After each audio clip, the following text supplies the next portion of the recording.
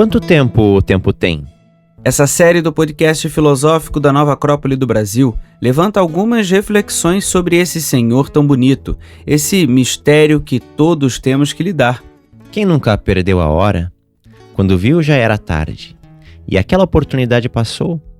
A filosofia vai apresentando para nós respostas e é atrás delas que nós vamos. Eu sou Pedro Guimarães.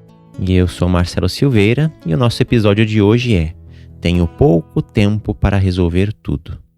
Então, Marcelo, já estamos aqui há um tempo conversando sobre esse podcast. Daqui a pouquinho temos as nossas outras atividades do dia.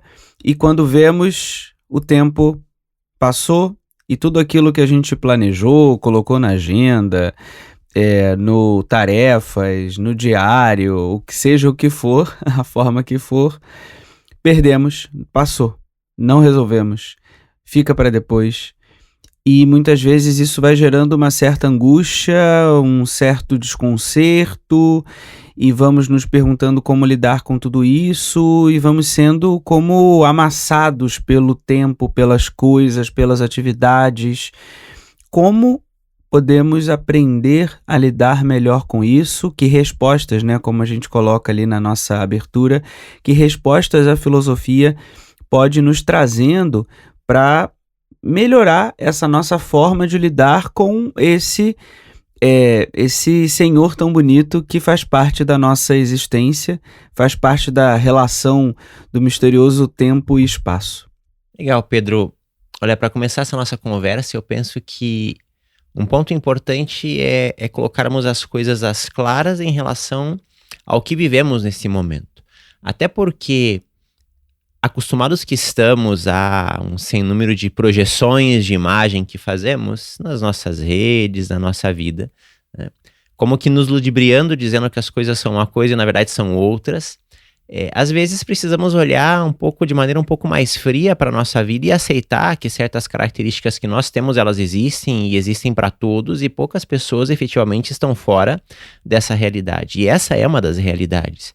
Obviamente há muitas exceções e que bom que elas existem, mas há uma grande maioria das pessoas, de todos nós, que passamos por essa experiência e cada vez mais de ter a sensação que não vamos vencer tudo o que temos para fazer. E me parece, Pedro, não sei se você vê da mesma maneira, mas por tudo que eu tenho observado sobre esse tema há algum tempo, é que esse sentimento de que você não vai vencer tudo o que tem para fazer, ele se origina de uma realidade, o fato de que você efetivamente não vai vencer, não vai realizar tudo o que você tem para fazer, né? Então o ponto não está somente na tua capacidade de ação, está também no volume de coisas que nós temos para realizar dia após dia. Então as listas não param de crescer. Tanto aquelas que do trabalho, das necessidades vão aumentando dia após dia. Há uma lógica de produção, de capacidade de ação, né, em que nós somos cada vez mais exigidos. Sabemos disso. Há empresas, há negócios que exigem da pessoa 24 horas por dia e mais um pouco. Hoje existem doenças, né, relacionadas a isso, doenças mentais, doenças emocionais relacionadas a isso. Gente que sofre muito em função dessa entrega quase que integral a um conjunto de coisas que geralmente representa aquilo que para nós é a sobrevivência, é o trabalho, ou às vezes o oposto, né? A pessoa sonha tanto, tá sempre pensando num futuro que ela quer alcançar, as coisas que ela quer realizar, que ela quer aprender, que não consegue se concentrar no momento presente, e aí acaba também sofrendo pelas listas intermináveis que ela mesma cria. E aí chegamos nesse contexto em que você vai se afastando cada vez mais de um sentimento que ele já é quase extinto da nossa experiência, que é o sentimento do dever cumprido, porque quando você fecha um item tem outros 10, e quando você fecha os 10 tem outros 20, e assim numa progressão geométrica interminável, né? Então esse é um ponto a se analisar. Se nós vivemos dessa maneira, possivelmente sim, a maior parte dos nossos ouvintes interessado nesse assunto deve estar procurando ferramentas para sair justamente desse looping de coisas intermináveis que tem para fazer, de sensação de agonia, de não estar finalizando. Mas o primeiro ponto, quando a gente quer resolver algo, é aceitar a realidade. Então temos que aceitar primeiro que, no geral, muitas vezes estamos inventando ou estamos dando mais coisas do que somos capazes de realizar. Esse é o primeiro ponto. E segundo, que justamente por estarmos fantasiando com o futuro ou com o passado ou qualquer coisa, não conseguimos nos concentrar no momento presente para executar bem alguma coisa e poder ter esse sentimento de dever cumprido, pelo menos em relação a alguns itens, sem contar o tema da prioridade daquilo que nós fazemos, que é algo que podemos desenvolver também. E outro ponto para a gente levantar e continuar a nossa conversa, Marcelo, quando você falava, né, quando a gente está vivendo uma ação, quando a gente está realizando algo, seja em qual âmbito seja, a filosofia vai trazer para nós uma reflexão de que é importante que a gente gere uma experiência, né? Uma experiência de início, de meio e de fim, seja no tempo que for, seja da maneira que eu conseguir. E à medida que nós vamos tirando a nossa consciência da realização das coisas, né, com início, meio e fim, né, então vou botar minha consciência para fechar aquela atividade, né, para começar, ter o seu ápice e fechar aquela atividade, eu vou de atividade em atividade, eu vou deixando de gerar experiências. Vou deixando de gerar memórias sobre como fazer, como aprimorar, como gerar esse ambiente interno para que a gente possa, de fato, encontrando até esse ponto de prioridade que você comentava, para que eu possa realizar escolhas. Sem memória, né, sem lembrar quem sou, não vou poder decidir quem sou, né? Não vou gerando experiências, esse cabedal de experiências sobre nós mesmos no tempo, né? O que eu fiz? Puxa, avalio como bom, como ruim, preciso aprimorar um ponto, preciso rever outro ponto. São tantas coisas, tantas listas, que eu vou me tornando um fazedor de coisas, e a prioridade do ser humano, né? Ou seja, essa capacidade de escolher dentre, vamos perdendo, porque vamos escolhendo fazer coisas e não como vamos aprender com as coisas que nós estamos fazendo, né? É bem isso, esse fazer dentro que você comentava agora, que é a nossa capacidade de discernimento e que vai se tornando cada vez mais difícil ter discernimento e escolher, justamente pela mecanicidade que se instaura nesta forma reativa, né? De que eu recebo e tenho que realizar, recebo e tenho que realizar, invento e tenho que realizar.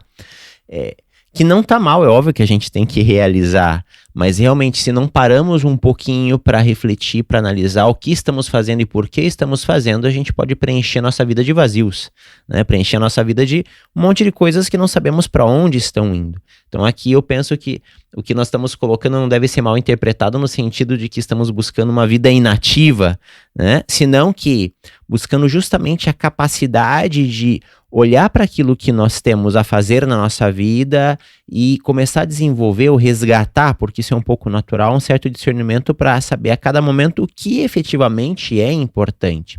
Porque talvez você convenha comigo, Pedro, como esse é um tema muito do momento, né?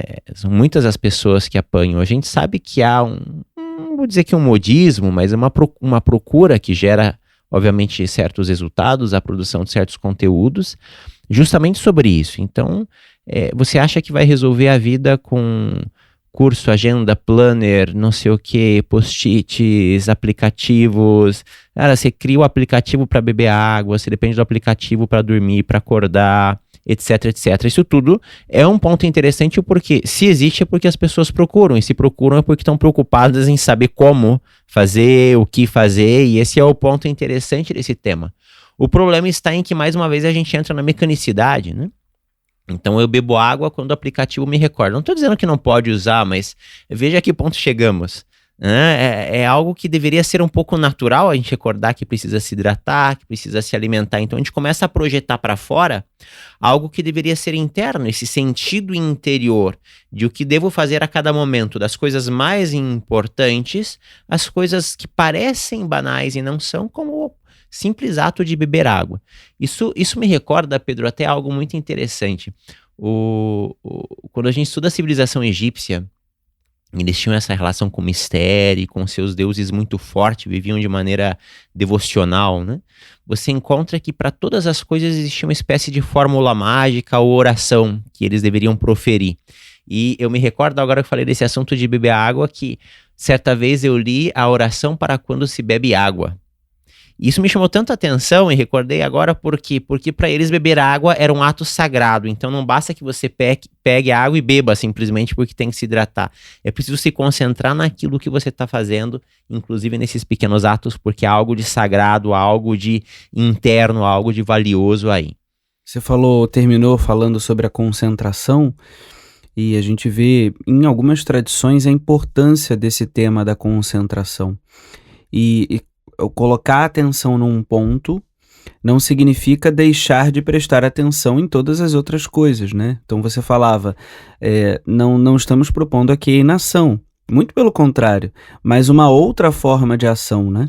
Uma ação que a gente consiga olhar para um ponto, saber que é um ponto e conseguir gerar essas experiências que eu falava, que é trazer para dentro de nós mesmos, né? Então, o que essa estar concentrado numa atividade, o que isso me gera de experiência interna? Vão ter lá todos os resultados do meu dia, né? Entreguei, não entreguei, entreguei o relatório, não entreguei o relatório, fiz, não fiz, saí, não saí, comentei, não comentei, curti, não curti, mas e dentro? E para dentro? O que eu trago para dentro? E aí, como você comentava, puxa, se a gente tem ali um aplicativo para algo tão natural e estamos automatizando algo tão natural para o ser humano, eu questiono se a gente também não está automatizando os nossos processos internos para gerar reflexões.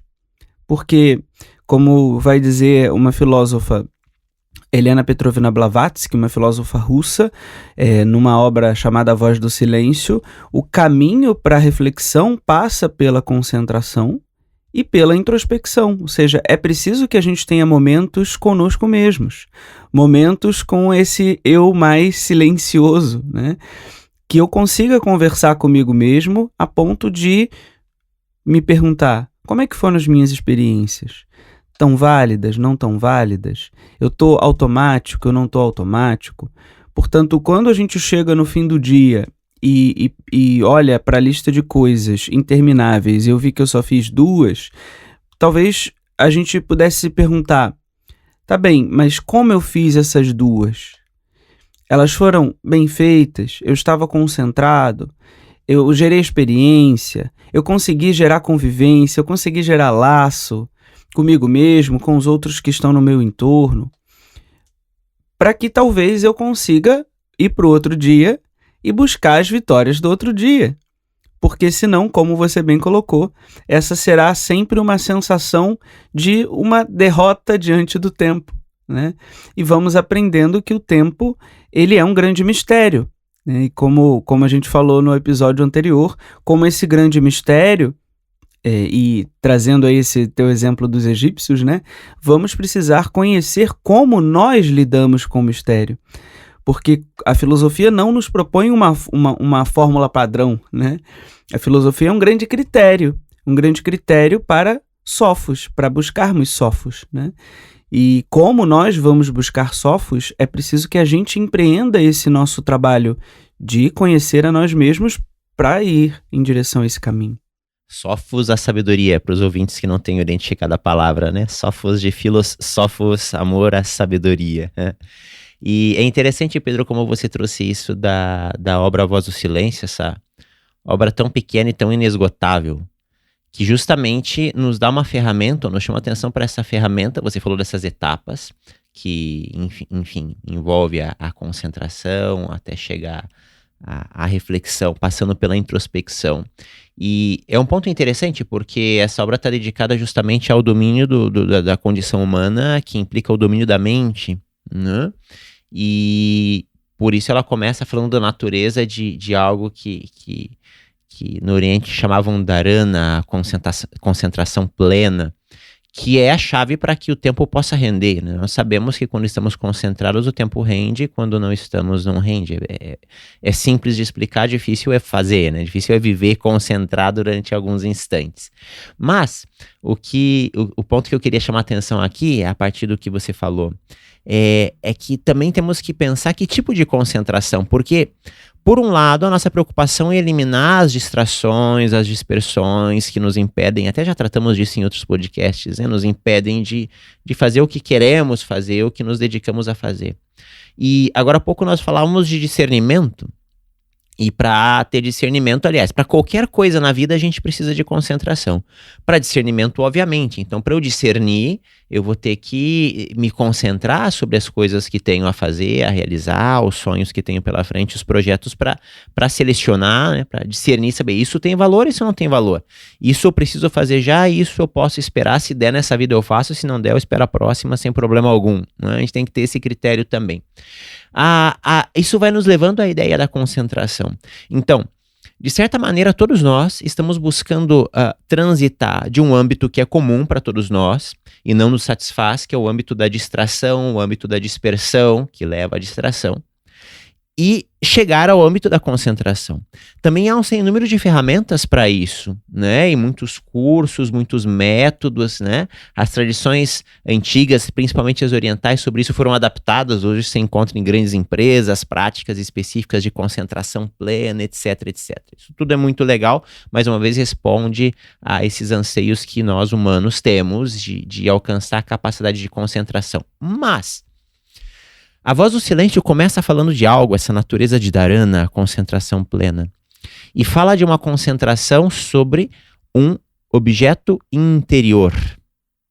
Isso é um ponto interessante. Por quê?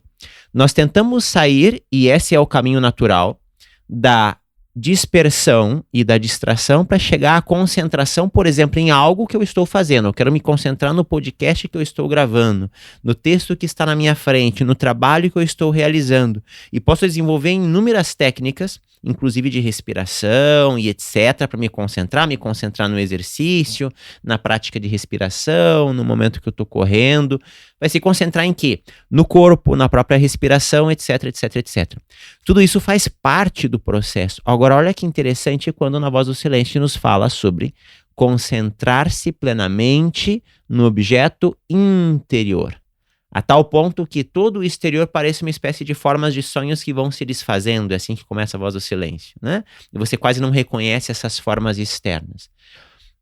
Não posso afirmar que a nossa visão é a interpretação mais correta e profunda desse ponto, mas temos que arriscar a forma como entendemos, né?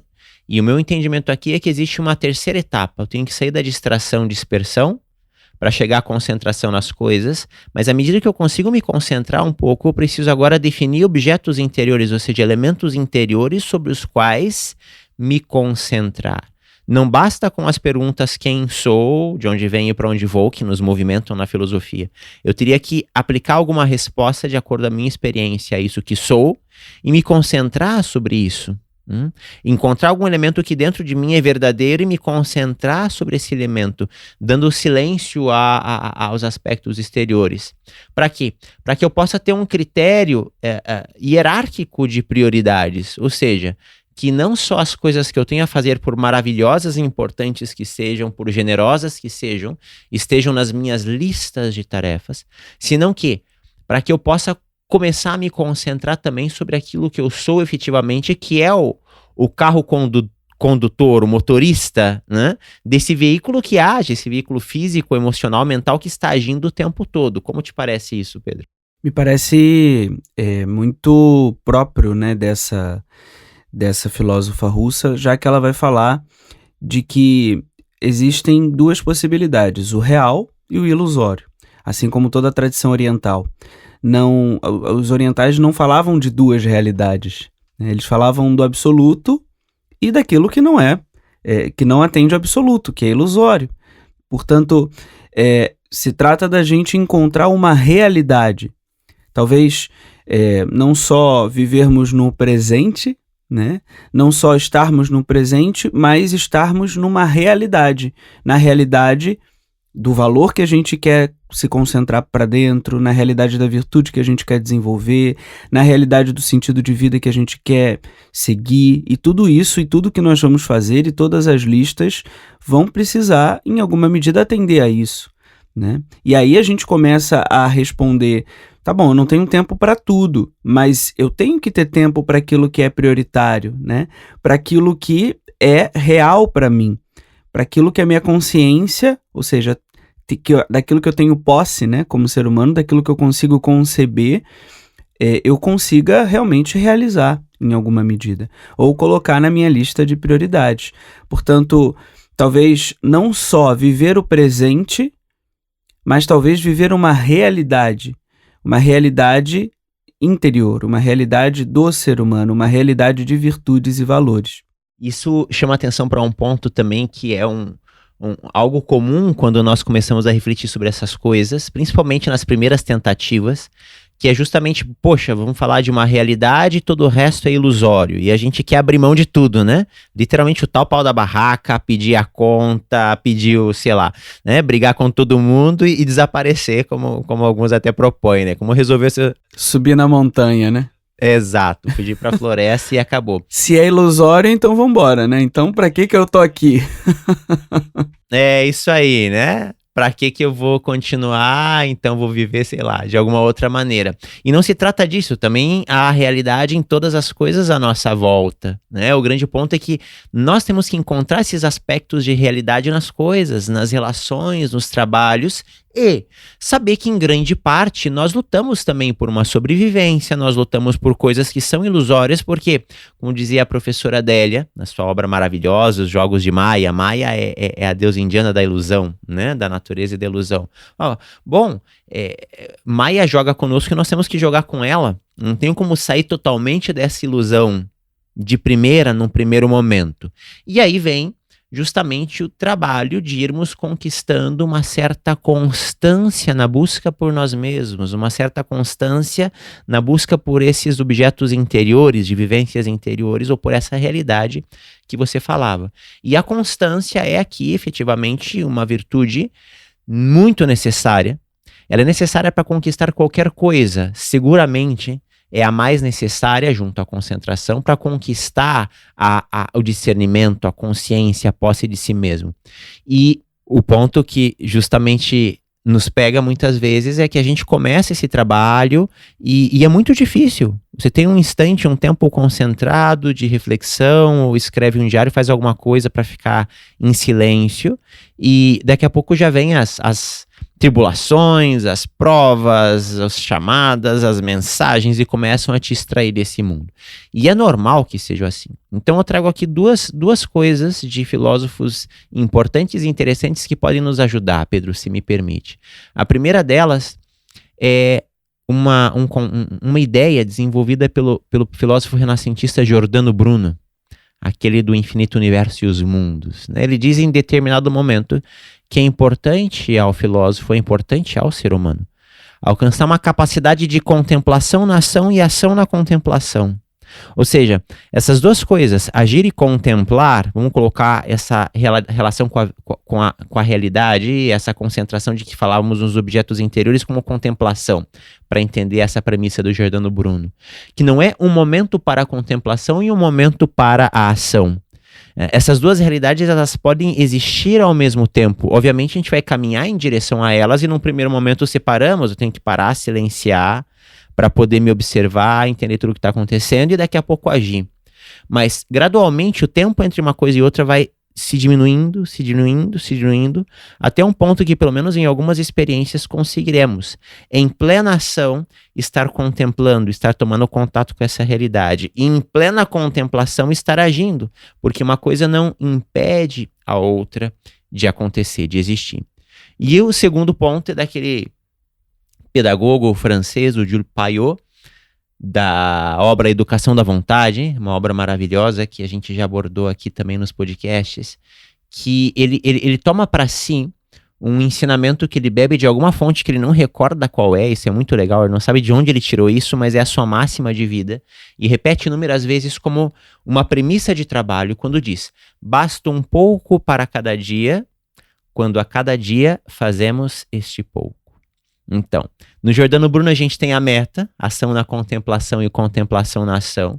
E nessa máxima do Payot, um pouco para cada dia, se a cada dia fazemos esse pouco, o exercício de perseverança que vai nos levar Se nos esforçamos um pouquinho todo dia, não estamos pedindo para mudar a vida de um dia para o outro, né, Pedro? Um pouquinho a cada dia. É um elemento, é um exercício, é um momento, algo que a gente encontre para colocar todos os dias. Não é possível que a gente não consiga tirar 1 ou 2 minutos, pelo menos, para aquilo que é real em nós, ou para ficar em silêncio e ver se existe algo de real em nós. 1 ou 2 minutos dos tantos milhares de minutos que a gente tem ao longo do dia é necessário e é possível que a gente consiga.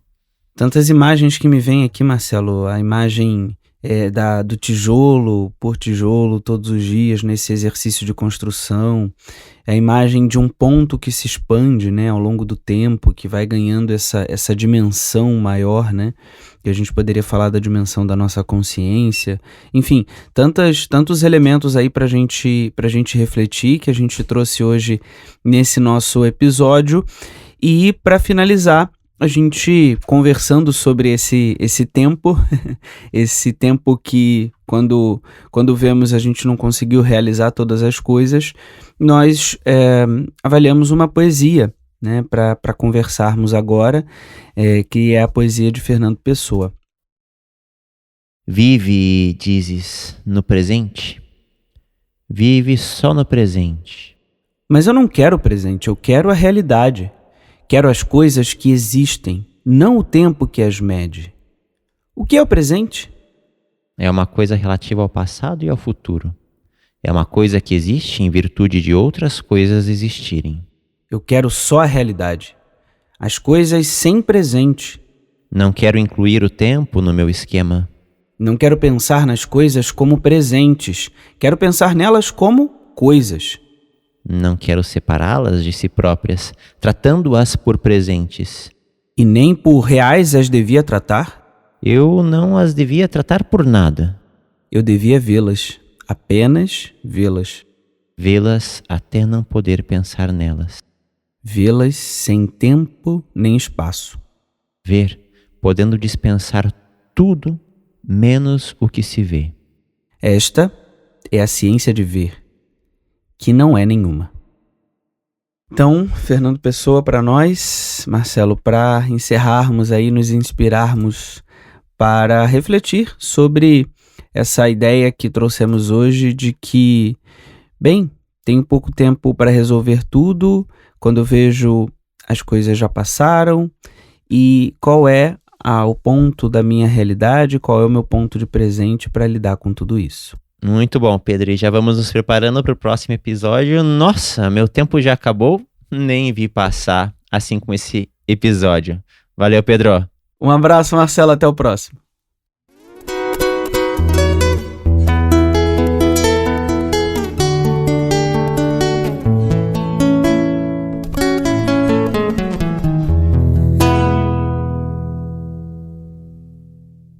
Quanto Tempo o Tempo Tem é uma produção dos voluntários da Nova Acrópole do Brasil.